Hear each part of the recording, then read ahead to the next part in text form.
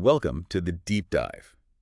Ever stop and wonder why some messages just, land while others seem to vanish? Even big names sometimes struggle. Oh, absolutely. For years, getting attention, well, was very much a top-down affair. A few big media gatekeepers kind of called the shots. The old guard. But today, we're diving into something huge, a massive shift, really, that's taking apart that old structure, especially now in 2025. Yeah.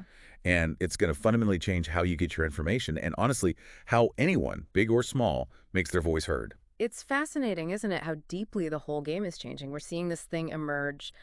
People are calling it decentralized PR. Decentralized PR. And that's our mission for this deep dive, really, to unpack this completely new way of doing things, how it's driven by AI tools, by creator platforms, super focused, niche media, and brands just talking directly to their audience. It feels like a total flip, like the whole center of gravity has just moved. It really has. It's not just those few powerful players anymore controlling the story. Yeah. It's much more spread out, like an ecosystem. Exactly, a distributed ecosystem. And what our sources seem to keep saying is that this new way, it's not only faster, maybe cheaper, but, and this is the bit I find interesting, it's actually more authentic. Surprisingly so, yeah. Right. Which seems counterintuitive sometimes, but it holds up.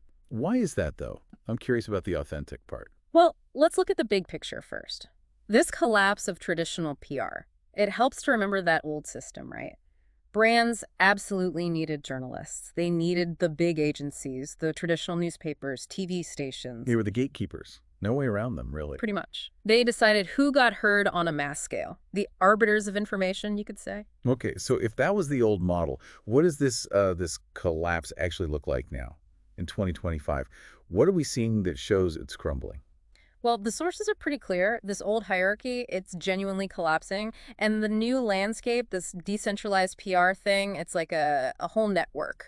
A network of what? Of things like micro pitches, really targeted messages to just one person or a tiny group. Peer features, where maybe creators or similar brands boost each other. Ah, okay. Like cross-promotion, but more organic. Sort of, yeah. Plus AI doing a lot of the outreach legwork, and maybe most importantly, the audience itself spreading the word. Audience-led amplification. Right. So it's not just a small change. No, it's fundamental.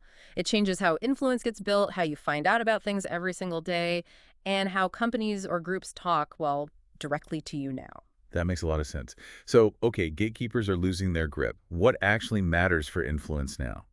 Is it still about reaching millions or something else? That's the key shift, really. Which brings us to this idea of decentralized influence. Niche over mass, right? Yeah. Our sources are saying getting into that top-tier newspaper, it just doesn't pack the same punch anymore. Exactly. Yeah. That front page splash isn't the ultimate goal it once was. Not always, anyway. So what is the goal then? The new powerhouses, they're not just super targeted. They're built on trust.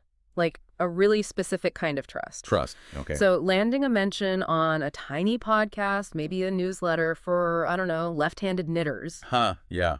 Super specific. Or getting a shout out from an influencer who's respected in one particular field, that actually matters way more now for getting people to act, for building real credibility. And that must be where this idea of micro-trust comes in. Our sources keep mentioning that. Why does that niche coverage, the stuff with high trust like indie newsletters or LinkedIn experts, specific communities, why does that beat mass reach when it comes to actually converting people or seeming credible? Well, think about it.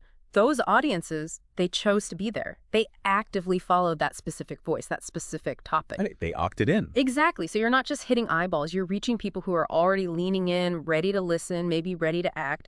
A recommendation from someone you really trust in your little corner of the internet, it just carries so much more weight than some generic ad blasted everywhere. It's built on, shared interest, real engagement, not just scale. It makes you think, doesn't it? Yeah.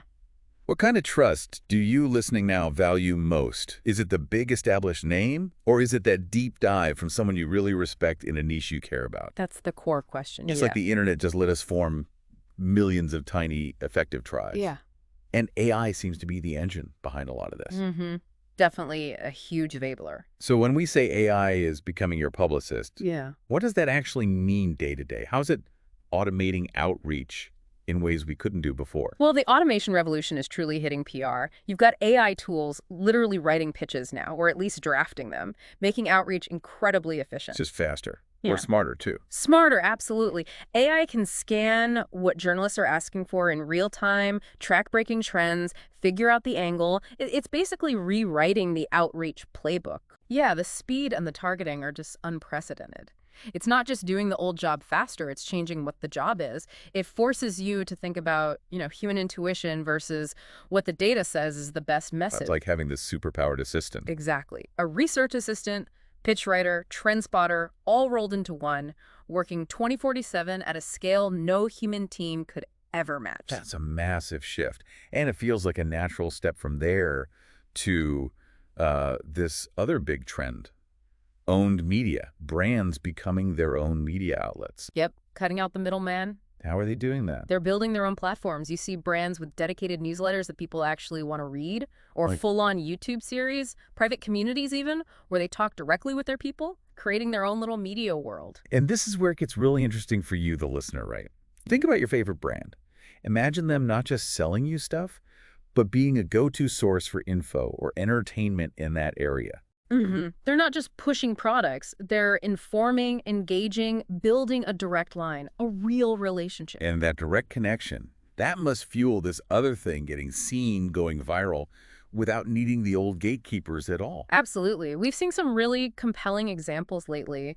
Startups, individual creators, even nonprofits, just completely bypassing traditional media. Yeah, I remember when getting national buzz meant you had to be on the evening news or in the big papers. Right. But now, these folks are getting national attention because something blew up on social media or took off on Reddit, or they wrote something powerful on Substack or Medium. It really shows that shift, doesn't it? From pay to play, where you needed big bucks, to pitch to impact, where a great story that connects is what matters most. You don't always need the huge budget. You need resonance. Which naturally has caused some serious headaches for the traditional PR firm. I bet. A lot of the big agencies, they're struggling to keep up. This new ecosystem moves so fast, it's so different. Well, yeah, their whole value was based on those old connections, the Rolodex, the access to gatekeepers. Exactly. And our sources really hammer this home. The value now comes from speed, from sharp targeting, from being transparent, not just the big monthly retainer and the old names. It's amazing how fast things can get turned upside down when what people value actually changes, from access to, well, direct connection and smart data. And if you're connecting in new ways, you definitely need new ways to measure if it's working. Right. The old metrics don't cut it anymore. Not really. Metrics that matter now, they go way beyond just impressions. We're seeing this huge shift away from just counting eyeballs or, how many press clippings you got. Because an impression doesn't mean anyone actually cared or even noticed, does it? Precisely. So the new KPIs, the things that really show impact, what should we as listeners look for? What really counts today? Yeah, what are they? Things like actual mentions in relevant places, getting backlinks, which help with search visibility, tracking sentiment, like what's the feeling in the conversation about you? Sentiment. Okay. Also, your share of voice in a specific topic. How much of the conversation are you driving? And maybe the most crucial one, genuine community conversation. Are people actually talking, engaging, discussing? So it's much deeper than just being seen. Much deeper. It's about actual impact, interaction, resonance. Did it land? Did it matter? Okay, so let's recap here. The big transformation we're seeing is the whole PR world is flattening out. Flattening. And this is happening because, well, trust in the big old institutions is going down. Yep, that's a huge factor. And at the same time, AI is making these powerful tools available to almost anyone, not just the big agencies with deep pockets. Exactly. Democratizing the toolkit. It's a whole new reality. Brands aren't just talking through the press anymore. They're talking with the people, building those direct lines. So the final thought to leave you with, consider what all this really means. This huge shift for the future of information, how we decide who and what to trust, and maybe even for your own voice.